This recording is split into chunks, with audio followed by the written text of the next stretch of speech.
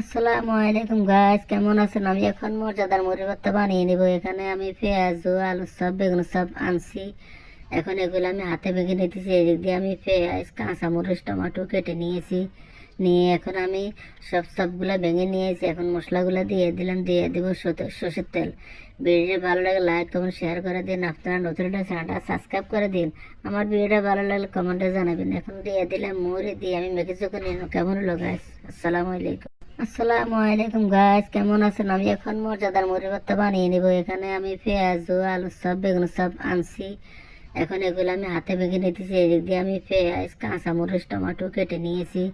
নিয়ে এখন আমি সবগুলা ভেঙে নিয়েছি। এখন মশলাগুলো দিয়ে দিলাম, দিয়ে দিব সর্ষের তেল।